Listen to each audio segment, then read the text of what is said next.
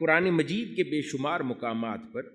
اسی علم کی اہمیت کو اللہ پاک نے، جو میں نے عرض کیا کہ اسلام نے علم پر بنیاد رکھی، جیسے وحی کا آغاز بھی جن الفاظ سے ہوا، اعوذ باللہ من الشیطان الرجیم، اقرأ باسم ربک الذی خلق، کہ حبیب مکرم صلی اللہ علیہ وآلہ وسلم اپنے رب کے نام سے آغاز کریں۔ اسی طرح کسی اور مقام پر ارشاد ہوا، بس جان لیجئے کہ اللہ کے سوا کوئی معبود نہیں، جاننا ہی علم ہے، حصول علم کی جستجو ہے جاننا۔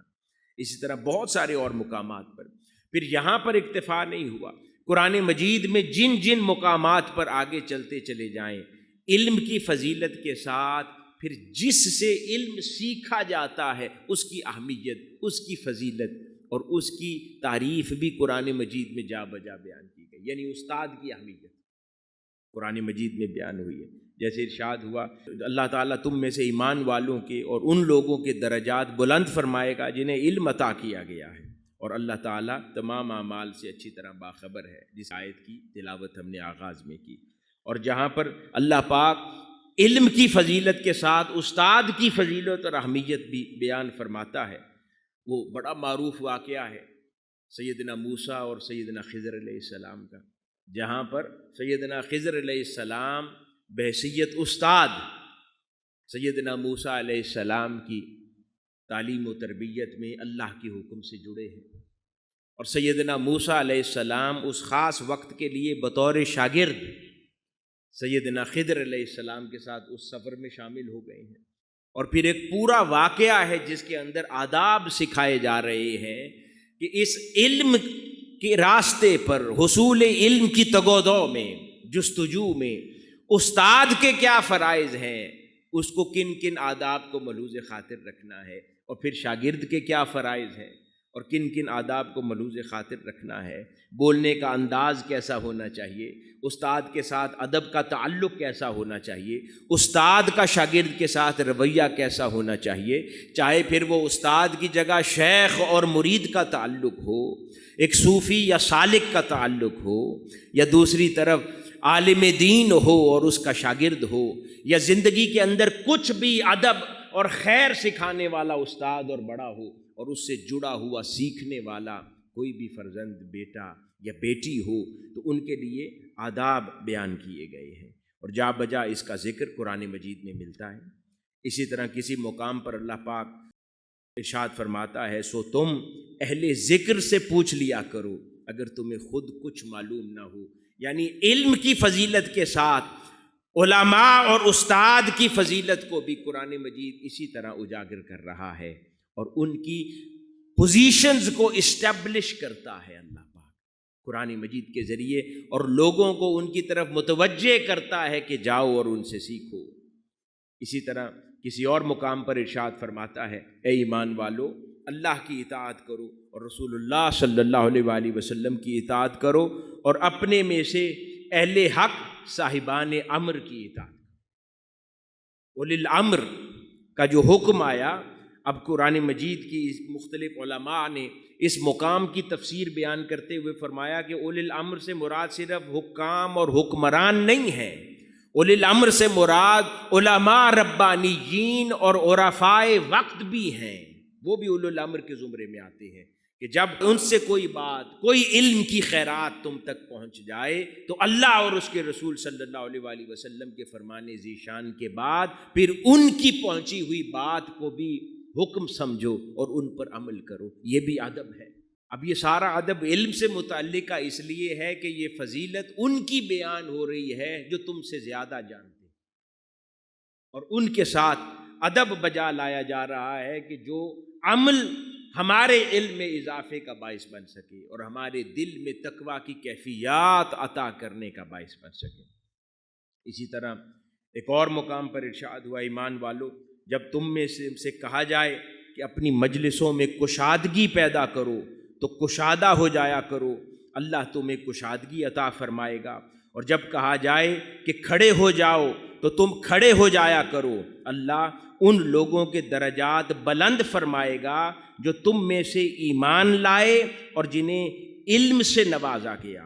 اور اللہ ان کاموں سے جو تم کرتے ہو خوب جانتا ہے۔ اب یہاں سے تعلیم، علم، تعلم، اس کا ایک اور ادب سمجھ میں آتا ہے، حصول علم کا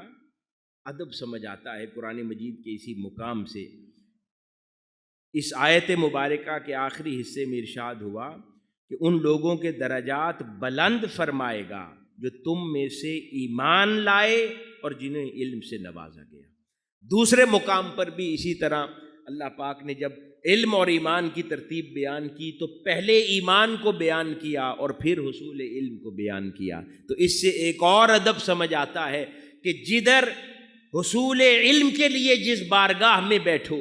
جس شیخ کی سنگت و صحبت میں بیٹھو، تو پہلے اپنے دل کی تختی کو ایمان سے دھو لو، اس پر ایمان کی چھاپ لگا لو، اعتقاد کے ساتھ بیٹھو، آزمائش کے لیے نہ بیٹھو، تب حصول علم ممکن ہوگا۔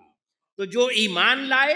اور پھر حصول علم کیا، اللہ پاک ان کے درجات بلند کر دے گا۔ دل کو شک کی آگ میں جلاتا رہا اور حصول علم کی خاطر 10,000 بارگاہوں میں بھی گھومے گا، اس کی تشفی نہیں ہوگی، اس کے عقدے نہیں کھلیں گے، اللہ رب العزت اس کو علم کے نور سے نہیں نوازے گا۔ کیونکہ یہ بھی ادب قرآن نے عطا کر دیا کہ حصول علم کا ایک یہ بھی ادب ہے کہ جہاں پر سیکھنے جاؤ وہاں پر پہلے ایمان کی کیفیت دل میں داخل کرو کہ مجھے یہ جو سکھائے گا یہ صحیح بات سکھائے گا، مجھ سے زیادہ جانتا ہے۔ اگر آزمائش کی نیت سے جائیں گے تو اپنا وقت بھی ضائع کریں گے، استاد کا وقت بھی ضائع کریں گے، کیونکہ اس کی بات دل میں جگہ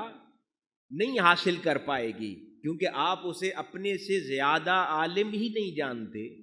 اس سے اپنے سے زیادہ بڑا ہی نہیں جانتے، تو اس کی کہی ہوئی بات دل میں کیسے جگہ پائے گی؟ تو سب سے پہلے ایمان کی کیفیت دل میں پیدا کرو، پھر سوال کرو، تو پھر اس کا جواب یقیناً آپ کی پیاس بجھانے کے کام آئے گا۔ یہ بھی حصول علم کے آداب میں سے ہے۔ اسی طرح حاضرین گرامی، قرآن مجید میں ایک اور مقام پر اللہ تعالیٰ ارشاد فرماتے ہیں، پھر ارشاد ہوا کہ یہاں فرما دیجئے کیا جو لوگ علم رکھتے ہیں اور جو لوگ علم نہیں رکھتے سب برابر ہو سکتے ہیں؟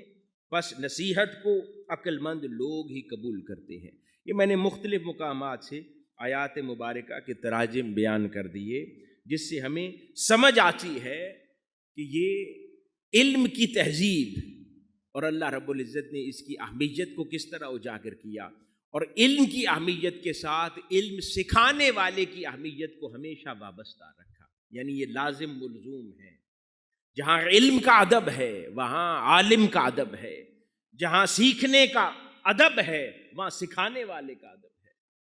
جو شے سیکھی جا رہی ہے اس کے لیے بھی ادب ہے، جو سکھانے والا ہے اس کے لیے بھی ادب ہے، اور سیکھنے والے کے لیے بھی آداب ہے جو اللہ رب العزت نے عطا فرمائے۔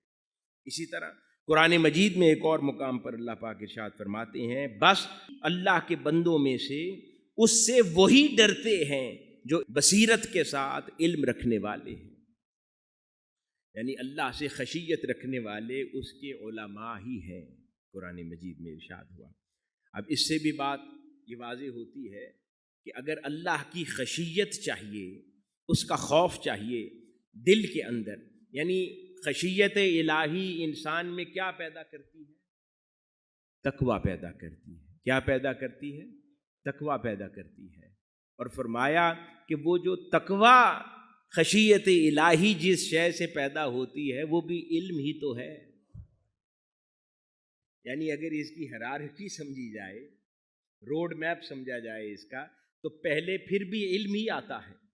اس علم کے بعد پھر عمل کی وادی آتی ہے، اس عمل پر وادی سے گزر کے پھر دلوں میں تقویٰ کا نور پیدا ہو جاتا ہے۔ تو یہ بھی وہ آداب کا سفر ہے کہ پہلے حصول علم ہو،